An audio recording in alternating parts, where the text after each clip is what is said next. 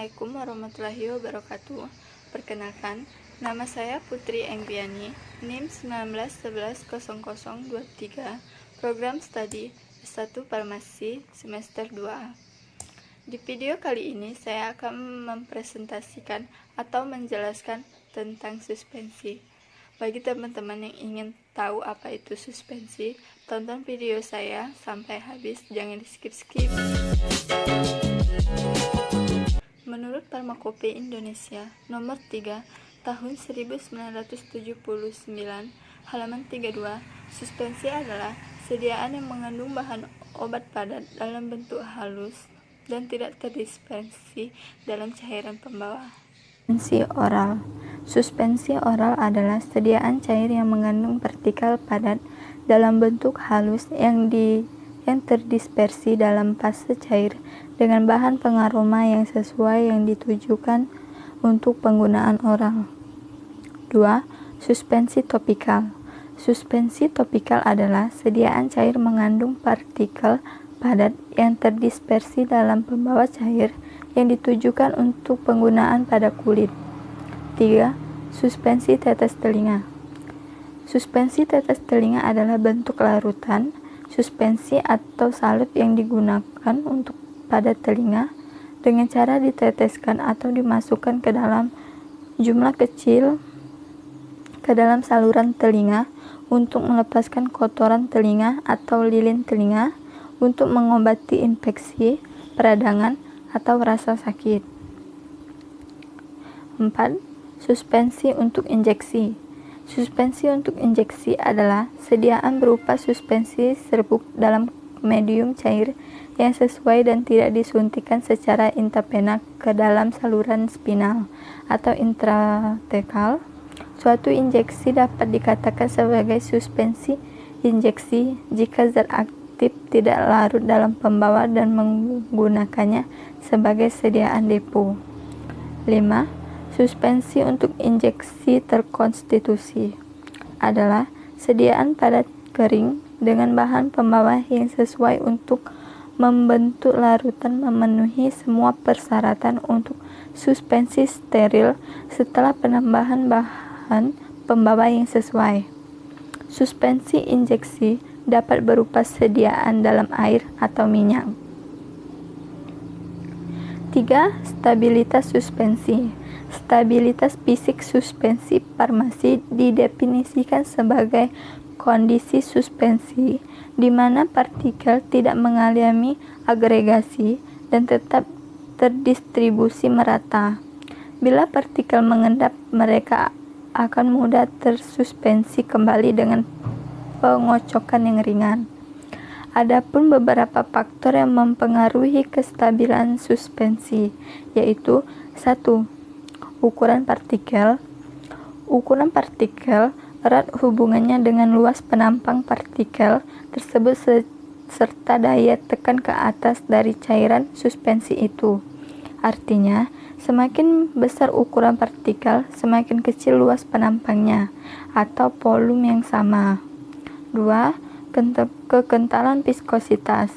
Kekentalan suatu cairan mempengaruhi pula kecepatan aliran dari cairan tersebut. Makin kental suatu cairan, kecepatan akan mempengaruhi pula gerakan turunnya partikel yang terdapat di dalamnya. 3. Jumlah partikel atau konsentrasi.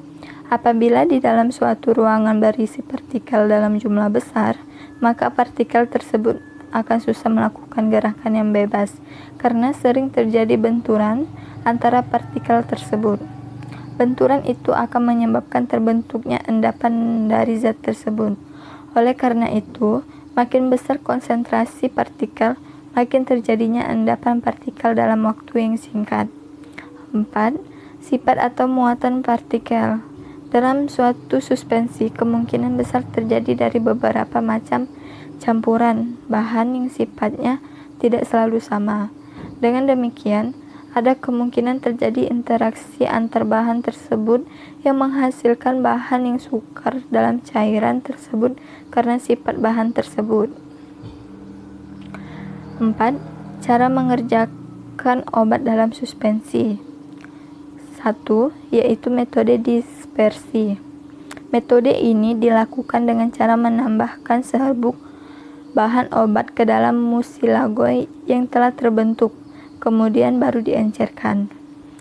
Perlu diketahui bahwa kadang-kadang terjadi kesukaran pada saat mendispersikan serbuk ke dalam pembawa. Hal tersebut karena adanya udara, lemak, atau kontaminan pada serbuk.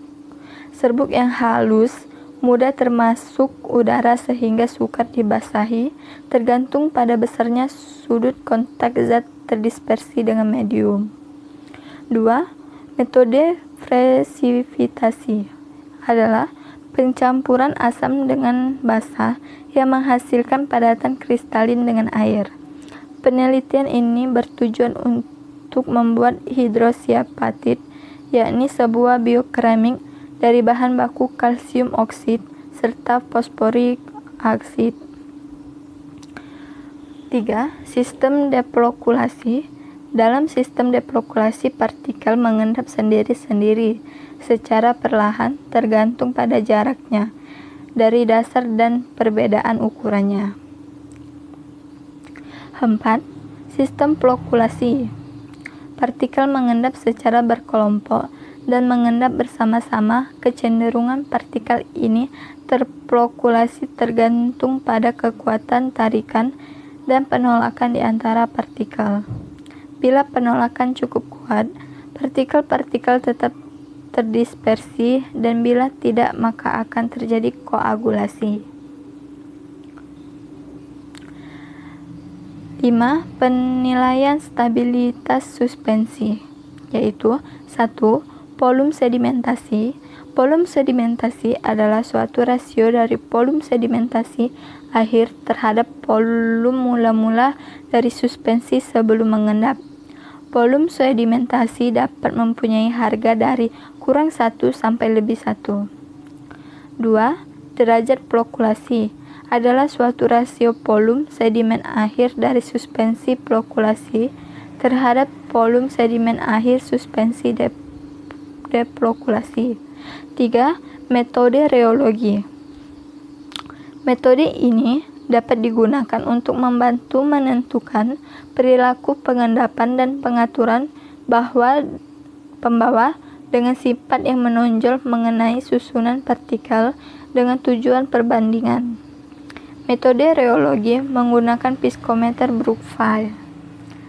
4. Perubahan ukuran partikel. Digunakan cara freeze-thaw cycling atau temperatur diturunkan sampai titik beku lalu dinaikkan sampai mencair kembali atau lebih titik beku. Adapun keuntungan dan kerugian suspensi. Keuntungan suspensi yaitu 1. Baik digunakan untuk orang yang sulit mengkonsumsi tablet, pil, kapsul, apalagi terutama untuk anak-anak. 2. Memiliki homogenitas yang cukup tinggi. 3. Lebih mudah diabsorpsi daripada tablet karena luas permukaan kontak dengan permukaan saluran cerna tinggi. 4. Dapat menutupi rasa tidak enak atau pahit dari obat. 5. Dapat mengurangi penguraian zat aktif yang tidak stabil dalam air. Adapun kerugian suspensi yaitu 1. Memiliki kestabilan yang rendah. 2. Jika terbentuk caking maka akan sulit terdispersi kembali sehingga homogenitasnya menjadi buruk. 3. Aliran yang terlalu kental menyebabkan sediaan sulit untuk dituang. 4. Ketepatan dosis lebih rendah dibandingkan sediaan larutan. 5. Suspensi harus dilakukan pengocokan sebelum digunakan. 6. Pada saat penyimpanan, kemungkinan perubahan sistem dispersi akan meningkat.